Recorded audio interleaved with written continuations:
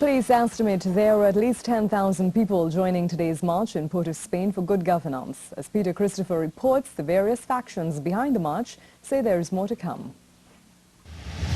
Shortly after noon, the crowd at Woodford Square began to swell, signaling what was to come.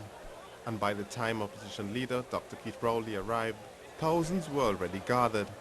Apart from the opposition PNM, various other dissenting voices were present: the MSJ, Fighton, the Highway Reroute Movement, and Fixing TNT. It was the third public demonstration since Section 34 was repealed in mid-September. Opposition MP Dr. Amory Brown said more demonstrations are likely to come. Well, it's not going to end here.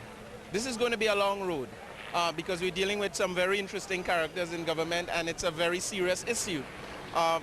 But I believe when the pressure gets heavy enough, when the voices get loud enough, the Prime Minister is going to have to respond. She cannot continue to maintain Anand Ramlogan in the government at this point.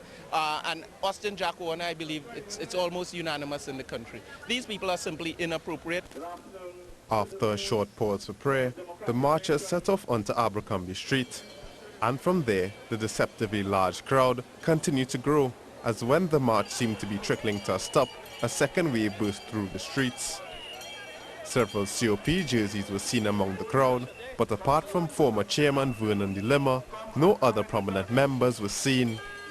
Former Attorney General Ramis Lawrence Barrage says the turnout was a symbol of the public's displeasure with the government.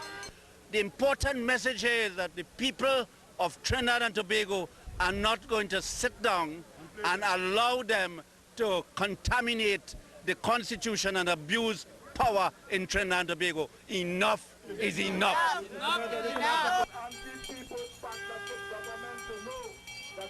Police officers estimated the crowd to be in excess of 10,000.